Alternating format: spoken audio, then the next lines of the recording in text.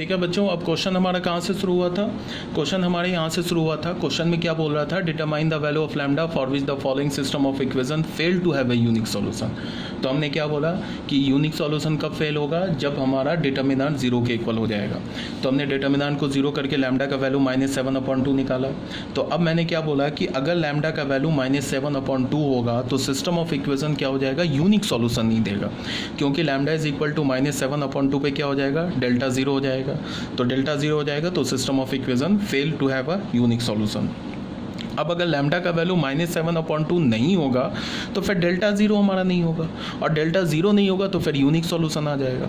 फिर क्वेश्चन में क्या बोल रहा है? Does it have any solution for this value of lambda. तो हमने क्या किया कि इसका मतलब क्या है कि जब लैम्डा का वैल्यू -7/2 रखा तो फिर यहाँ से और 3 इक्वेशंस आ जाएंगे।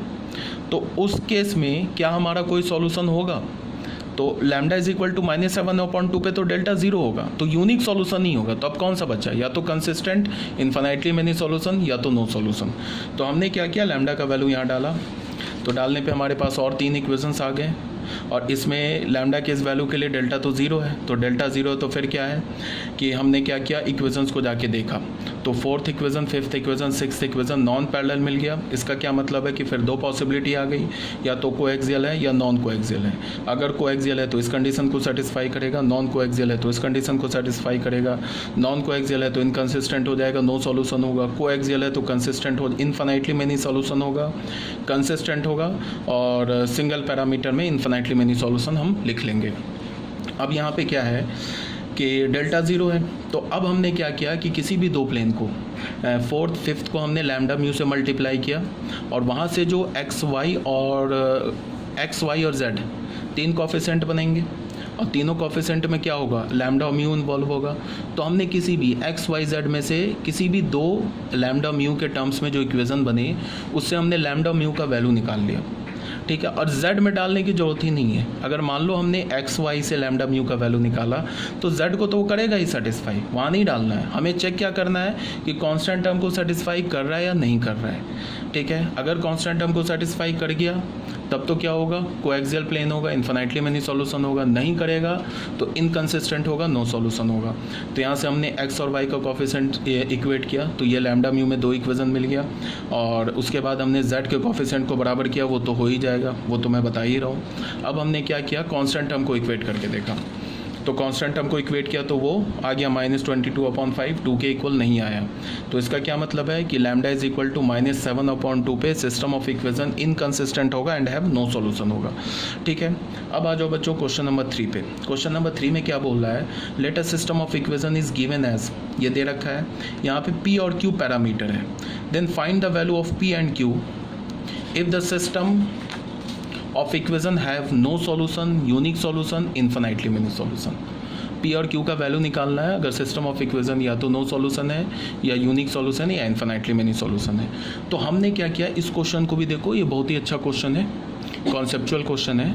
तो हमने डेल्टा का वैल्यू निकाला। देखो बच्चों, यहाँ हमने डेल्टा का वैल्यू निकाला। ये जो है ना, हमें डेल्टा का वैल्यू मिल गया। क्या मिल गया? डेल्टा का वैल्यू। डेल्टा का वैल्यू हमें क्या मिला? डेल्टा का वैल्यू जो है ये देखो, ये डेल्टा 1 की वैल्यू हमें क्या मिली? p-2 4q - 15। डेल्टा 2 की वैल्यू क्या मिली हमें? 0। और डेल्टा 3 की वैल्यू क्या मिली हमें? p-2, ठीक है। अब मैंने क्या बोला? केस 1 लिया। केस 1 में हमने क्या बोला कि अगर p 2 के इक्वल नहीं है और q 3 के इक्वल नहीं है तो डेल्टा 0 के इक्वल नहीं है। अगर p 2 के इक्वल नहीं है, q जो है हमारा 3 के इक्वल नहीं है। ये डेल्टा का वैल्यू मिला ना, ये डेल्टा 1, ये डेल्टा 2, ये डेल्टा 3। अगर p 2 के इक्वल नहीं है, q 3 के इक्वल नहीं है, तो फिर डेल्टा 0 के इक्वल नहीं है। अब अगर डेल्टा 0 के इक्वल नहीं है तो सिस्टम क्या हो जाएगा? कंसिस्टेंट होगा और यूनिक सॉल्यूशन होगा। ये हमारा आंसर आ गया।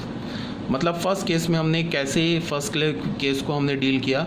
हमने क्या बोला कि if p is not equal to 2, q is not equal to 3, then delta is not equal to 0, hence system of equation is consistent and have unique solution, ठीक है। यहाँ तक कोई प्रॉब्लम नहीं है। तो फिर x की वैल्यू क्या हो जाएगी? डेल्टा 1/डेल्टा। डेल्टा का वैल्यू लिखा, डेल्टा 1 का वैल्यू लिखा, डेल्टा का वैल्यू लिखा, तो ये हमें x की वैल्यू मिल गई, ये हमें y की वैल्यू मिल गई, ये हमें z की वैल्यू मिल गई। अब केस 2 में आते हैं। केस 2 में क्या है? हमने क्या बोला? p हमारा 2 हो जाए और q कोई भी रियल नंबर हो जाए। अगर हमारा p 2 हो गया तो देखो p 2 होगा तो क्या हो जाएगा? डेल्टा भी 0 हो जाएगा। डेल्टा 1 भी ज़ीरो हो जाएगा, डेल्टा 2 तो ऑलरेडी ज़ीरो है, और डेल्टा 3 भी ज़ीरो हो जाएगा। तो हमने केस क्या बनाया, if p is equal to 2 and q is any real number. तो इस केस में क्या हो गया, सारे ज़ीरो हो गए, डेल्टा 1, डेल्टा 2, डेल्टा 3। तो यहाँ पे दो पॉसिबिलिटी आ गई, फिर infinitely many solution, no solution.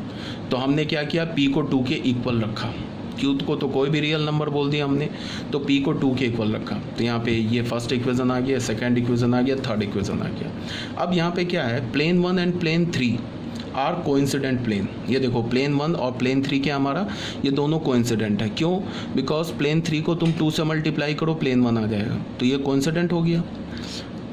तो इसका मतलब क्या है, plane 1 plane 3 are coincident and the plane 2 and plane 3 are intersecting. देखो ये प्लेन 1 और प्लेन 2 कोइंसिडेंट है, तो हमने इस प्लेन 1 को हटा ही दिया, अब इससे हमारा कोई लेना देना ही नहीं है, बिकॉज ये दोनों तो एक ही प्लेन दे रखा है। अब प्लेन 2 और प्लेन 3 के बीच में देखें हम लोग क्या चल रहा है, तो ये जो दोनों प्लेन है ये इंटरसेक्टिंग है। क्यों, देख लो, x का कोफिशिएंट 1, y का कोफिशिएंट 2 इक्वल नहीं है, तो ये इंटरसेक्टिंग प्लेन हो गया। तो इंटरसेक्टिंग हो गया तो कैसा कंडीशन हो गया कि दो प्लेन तो कोइंसिडेंट हो गया, बट तीसरा प्लेन क्या हो गया, उस कोइंसिडेंट प्लेन के साथ इंटरसेक्ट कर गया। तो अगेन सिस्टम ऑफ इक्वेशन क्या होगा, कंसिस्टेंट होगा and have infinitely many solution in one parameter. तो यही बात मैंने बोला है, system of equation are consistent and have infinitely many solution, one parameter infinitely many solution होगा। अब हम लोग क्या करेंगे, फिर देख लो one parameter infinitely many solution को कैसे निकालेंगे, कि ये दो इक्वेशन है ना, इसमें हमने क्या किया कि किसी भी एक को, x को, y या z को, किसी भी एक को लैम्डा मान लो, ठीक है। एक को लैम्डा मान के तुम क्रॉस मल्टीप्लाई करके, मान लो हमने z को लैम्डा माना, तो z को लैम्डा मान लिया, तो ये हमारा कांस्टेंट हो गया, ये भी कांस्टेंट है। अब x y का value in terms of lambda निकाल लो बाई क्रॉस मल्टीप्लिकेशन। हमने x को लैम्डा मान लिया, ठीक है, x को लैम्डा माना। उसके बाद हमने क्या किया कि फोर्थ और फिफ्थ जो इक्वेशन है ना यहाँ पे, इसमें हमने, अब इस इक्वेशन को तो हमने हटा ही दिया, यहाँ से हमने x को लैम्डा मान लिया, तो हमें क्या मिल गया, lambda plus 2y plus q z is equal to 5 और lambda plus y plus 3z is equal to 4, ये फिफ्थ आ गया। तो यहाँ से हमने क्या किया, अब इस फोर्थ और फिफ्थ से हमने, फोर्थ को हमने 2 से मल्टीप्लाई किया, फिफ्थ को हमने 2 से मल्टीप्लाई किया, फोर्थ में सब्ट्रैक्ट कर दिया, तो हमें सीधे z की वैल्यू मिल गई। और z की वैल्यू हमने क्या किया, किस इक्वेशन में डाल दिया, फिफ्थ में डाल दिया, तो यहाँ से y की वैल्यू मिल गई लैम्डा के टर्म में, ठीक है। तो ये z की वैल्यू, ये y की वैल्यू, x को लैम्डा मान चुके हैं, तो x is equal to lambda, y is equal to this and z is equal to this way lambda belongs to r। तो ये सिंगल पैरामीटर में इनफाइनाइट सॉल्यूशन आ गया हमारा, तो ये हमारा आंसर हो गया, ठीक है। अब केस 3 में हमने क्या बोला कि केस 3 में हमने बोला कि अगर Q3 है और P2 नहीं है, P is not equal to 2 and Q is not equal to, Q is equal to 3 and P is not equal to 2।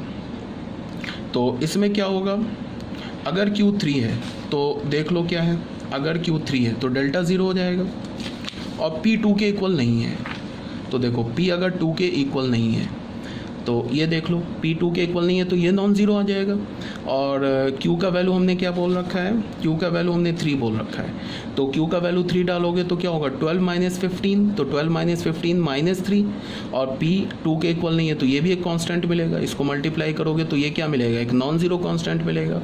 तो डेल्टा तो ज़ीरो हो जाएगा, बट डेल्टा 1 ज़ीरो नहीं होगा, तो फिर क्या हो जाएगा, system of equation is inconsistent and have no solution.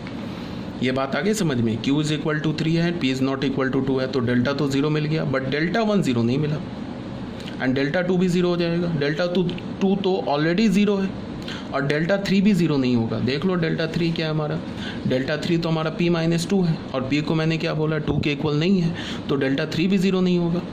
तो ये कंडीशन मिल गया, तो ये वाला मिल गया, तो इसके हमें क्या पता चला कि डेल्टा तो 0 है बट डेल्टा 1 और डेल्टा 3 नॉन ज़ीरो है, तो सिस्टम क्या हो जाएगा, इनकंसिस्टेंट हो जाएगा एंड हैव नो सॉल्यूशन। ठीक है बच्चों, यहाँ तक भी क्लियर होगा आई होप।